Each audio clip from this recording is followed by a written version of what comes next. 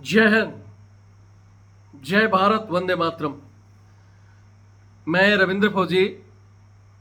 आज इस वीडियो में हम चर्चा करेंगे कि अग्निपथ योजना, अग्निवीरों के लिए सरकार क्या क्या बदलाव करने जा रही है, सेना के क्या क्या प्रस्ताव हैं और इस पर आखिरी मोहर कब लगेगी।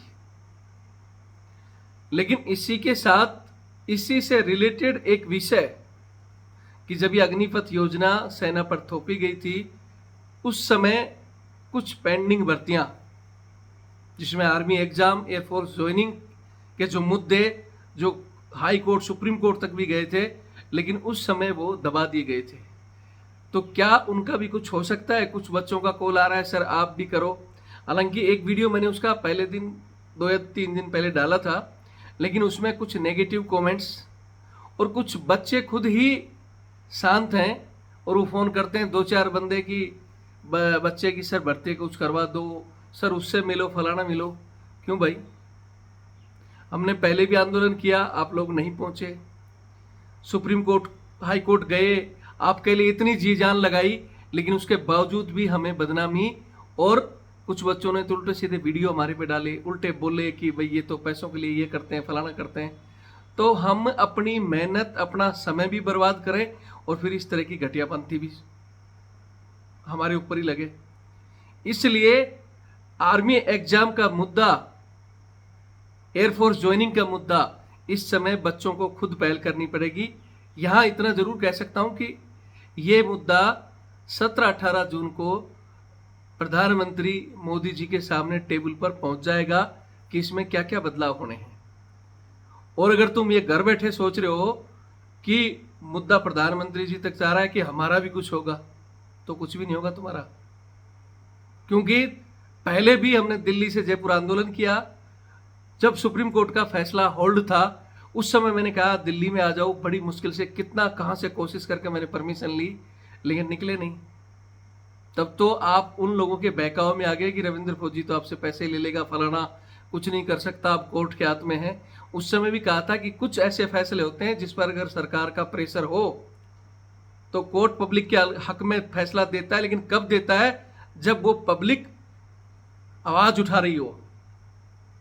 आज हिंदुस्तान में छोड़ो, अगर कोई बच्चा रोता है तब उसकी माँ उसको दूध पिलाती है। अगर वो क्या काम में अपने में व्यस्त है और बच्चा अगर भूखा भी है लेकिन वो कुछ नहीं कह रहा है, तो माँ भी बच्चे को दूध नहीं पिलाती।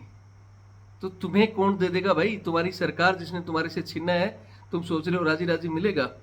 उस समय भी कहा था, आज भी कह रहा हूं कि समय है, अपना नेतृत्व खुद करो, ग्राउंड में आओ, चाहे आंदोलन करो, या जितने भी आपके एमपी अभी नवनिर्वाचित है, जो भी संसद में जाके बैठेंगे, 5 या 10 की संख्या में, 20 की संख्या में, अपने अपने डिस्ट्रिक्ट पर जाओ, अपने अपनी जो आपका संसद क्षेत्र है, आपके सांसद के वहां जाकर उनको ज्ञापन दो कि सर हमारी भर्ती का एग्जाम मुद्दा उठाओ।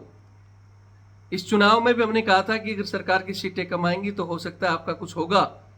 मैंने खुद भी चुनाव फाइट किया था, लेकिन मेरा साथ नहीं दिया तुमने। ठीक है, कोई फर्क नहीं पड़ता मेरे को, मैं तो मेरे मुद्दों को लेकर, मैं तो वैसे भी जवानों के साथ जो आज भी गुलामी कराई जा रही, चाहे वो सहायक प्रथा हो, चाहे अफसरों की तानाशाही हो, हमारी एमएसपी और भी ऐसे बहुत से मुद्दे हैं, ये अग्निवीर जिनके लिए हम लड़ रहे हैं, ये बदलाव होने जा रहा है, हम तो लड़ते रहेंगे उनके लिए। हार जीत का हमारे पर कोई फर्क नहीं पड़ता, आगे भी लड़ेंगे। लेकिन अगर मेरा साथ दिए होते और अकेला भी जाता, तो मैंने कहा था कि संसद में रविंद्र फौजी अकेला पहुंचे तो अकेला भी इन 542 सांसदों को अकेला रविंद्र फौजी हिला के रखता। लेकिन तुमने हमारा साथ नहीं दिया। कोई बात नहीं, जिनका भी साथ दिया अब उनको बोलो कि वो आपकी आवाज उठाएं। जो अब तक चिल्ला रहे थे विपक्ष, या मैं कांग्रेस को भी कहना चाहता हूं, राहुल गांधी जी या और अन्य जो विपक्ष मुद्दा है, जिनका सारा फोकस इस समय बेतुका, कोई काम का नहीं कि हम सरकार गिरा देंगे, वो घंटा गिराओगे जब भाई वो बन चुकी, उनका आंकड़ा पार हो चुका। सरकार गिराने के बजाय जनता के मत का, जनता के फैसले का आपको सम्मान करना चाहिए और विपक्ष में बैठकर जनता की आवाज को उठाना चाहिए। लेकिन वही गठियापंथी कर रहे हैं, सरकार गिराने पर ध्यान दे रहे हैं, ना कि जनता के मुद्दों पर। बस सब प्रधानमंत्री की कुर्सी चाह रहे हैं। प्रधानमंत्री की कुर्सी विपक्ष को किसी हालत में नहीं मिल सकती, सबको पता है। ये कितनी भी कोशिश कर लें, अब 5 साल यह है कि पता नहीं ये सरकार, मोदी सरकार काटेगी नहीं, सरकार गिर सकती है, चुनाव हो सकते हैं, बाकी गद्दी इनको भी नहीं मिलेगी। लेकिन इन लोगों ने जितना चुनाव में रखा था, अग्निवीरों को करेंगे, भर्ती वालों को ये करवा देंगे, अब क्यों नहीं इस मुद्दे को उठा रहे? ये समय है, आज से ठीक 2 या 4 दिन बाद फाइल जब प्रधानमंत्री के पास जाएगी, प्रधानमंत्री तो सिर्फ उसी फाइल को सुनेंगे। भाई अग्निवीर में वो बदलाव करने जा रहे हैं कि भाई अग्निवीर अब पहले जो वे 25% को बाहर कर रहे, अंदर ले रहे थे और 75 को बाहर कर रहे थे, अब इन्होंने अपोजिट कर दिया। अब लगभग 60 से 70% अंदर लेने का सेना की तरफ से भी और अन्य लोगों की तरफ से भी ये डाटा जा रहा है। अब सरकार इसमें कितना करेगी? जहां तक हमारी उम्मीद है, सरकार 50 या 60 के आसपास के आंकड़े को या 50-50 कर सकती है। 50 लेंगे और 50 बाहर जाएंगे, पहली बात ये। दूसरा मुद्दा सरकार के पास जा रहा है सर्विस बढ़ाने का, जो 7 से 8 साल सरकार करने जा रही है। तो सरकार पे कोई फर्क नहीं पड़ता, 10 साल कर दो तब भी वही बात है, 12 कर दो तब भी वही बात है। यानी पेंशन 15 के बाद मिलती है, वो ये दे नहीं रही। और 4 से 5 साल भी अगर हो जाती है तो 5 साल में एक्स सर्विसमैन कोटा लागू हो जाता है, तो इनको 5 साल के बाद ग्रेजुएटी और उसके बाद में CSD मेडिकल फैसिलिटी इनको देनी पड़ेगी। इसलिए ये कोई बहस का मुद्दा ही नहीं है कि 7 से 8, 10 भी कर दे तब भी सरकार पर कोई फर्क नहीं पड़ेगा। क्यों? जितना दिन करवाएगी उतना दिन वो आपसे काम लेगी।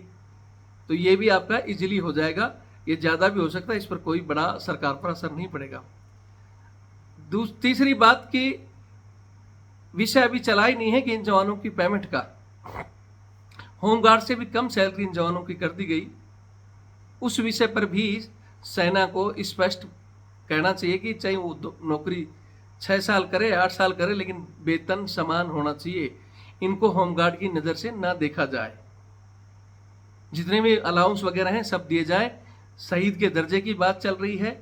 अगर इस दौरान डिसेबल होता है बंदा, उसके हाथ पैर में चोट लगती है, सर्विस नहीं करने के कारण वो अपंग हो जाता है, तो उसके बारे में विचार किया जा रहा है कि अपंग होने के बाद या शहीद होने के बाद, शहीद होता है तो उसके माँ बाप को पेंशन, अपंग होता है तो उसकी पेंशन, डिसेबिलिटी पेंशन उसको दी जाए। इन सब बातों पर विचार हो रहा है। हम चाहते हैं कि सेना के अधिकारी अगर वास्तव में रॉयल खानदान के जो पहले जवानों के लिए जान देने वाले अगर ऐसे लोग होंगे और वो सर्वे करेंगे तो जवानों को बहुत कुछ मिलेगा। और सिर्फ वो घटिया लोग जो MP MLA के लिए बजा बजा कर वो कह रहे थे कि अग्निवीर योजना बहुत अच्छी है, वो तो दोगले थे। उन्होंने सिर्फ सरकार की दबी में आकर सेना पर इस योजना को स्वीकार कर लिया और ये कहते रहे कि ये योजना सेना की थी। और 2 साल बाद में वो जनरल साहब ने कह दिया कि हमारी तो योजना ही नहीं थी। अगर वही लोग समय पर बोल देते तो आज ये नौबत नहीं आती। मैं हमेशा कह रहा था कि अग्निवीर योजना तो एक युद्ध होगा तो उसकी पोल खुल जाएगी, सरकार बदलेगी तो पोल खुल जाएगी, समय आने पर ये ऑटोमेटिक बदली होगा, ये तो हमें पता था और ये होने जा रहा है।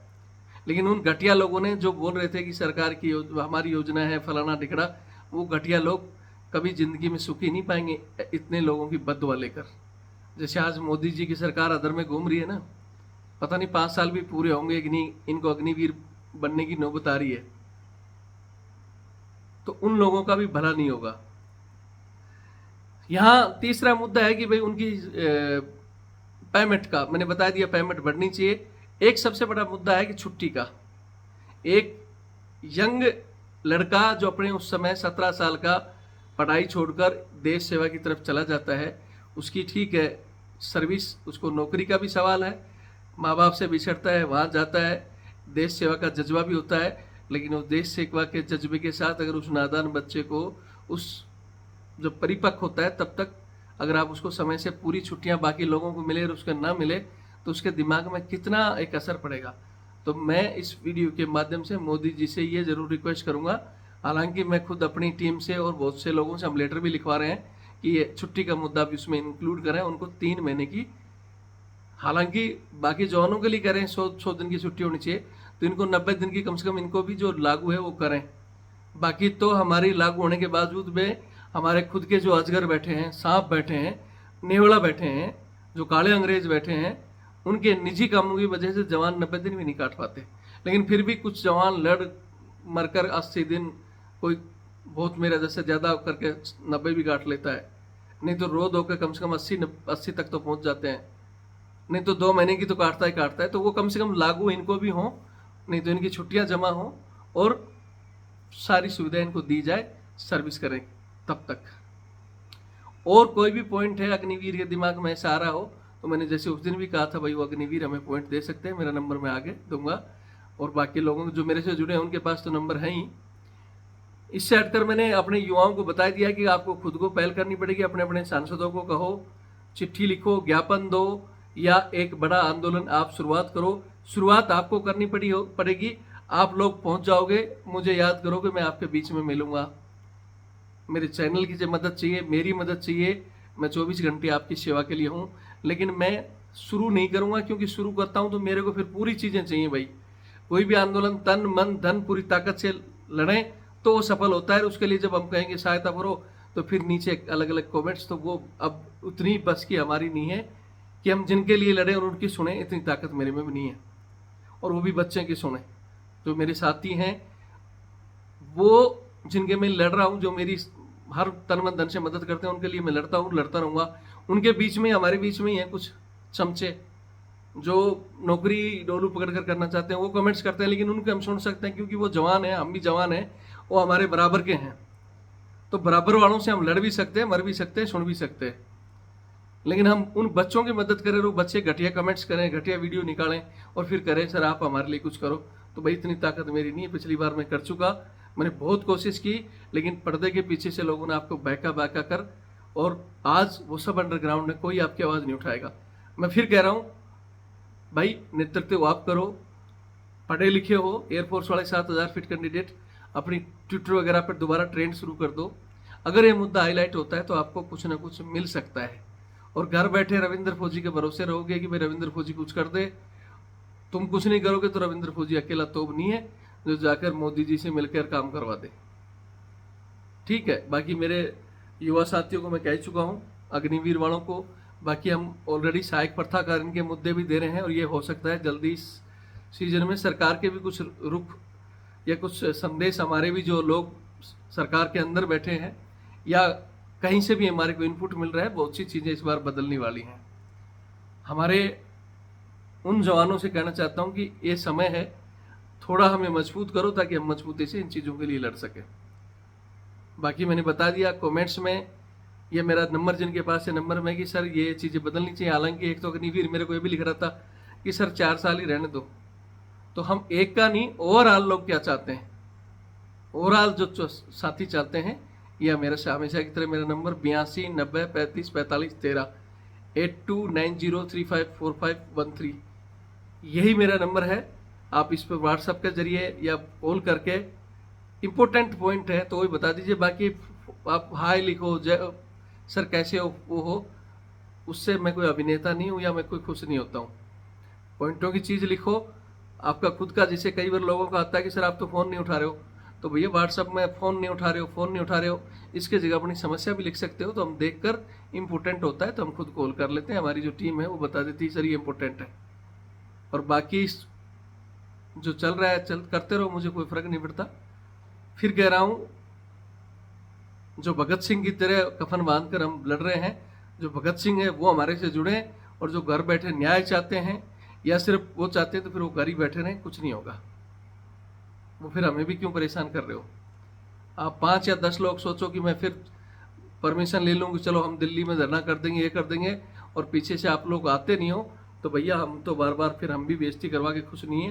मैं फिर कह रहा हूँ कि चुनाव में अगर आप हमारा साथ दिए होते, संख्या दिखाई होती, मुझे मजबूत किया होता, तो आपको कहने की जरूरत नहीं होती। अब तक रविंद्र फौजी दिल्ली में बैठा होता और अब तक बवाल कर दिया होता इस चीज़ का। लेकिन आप लोग जब जरूरत पड़ती है हमें कि हाँ आज हमें ताकत दो, उस समय तो तुम सोए रहते हो, उस समय तो मजाक उड़ाते हो कि रविंद्र फौजी क्या कर रहा है, कैसे जीतेगा, क्यों लड़ रहा है, घरों में बैठे कमेंट्स करते हो। बाद में तुम कोई किसी को एमएसपी चाहिए, किसी को ओआरओपी चाहिए, किसी को आर्मी एग्जाम चाहिए, किसी को सहायक प्रथापन चाहिए, लेकिन जब लड़ने का समय आ जाए उस समय बिलों में दुबक जाओ, दुबकते रहो।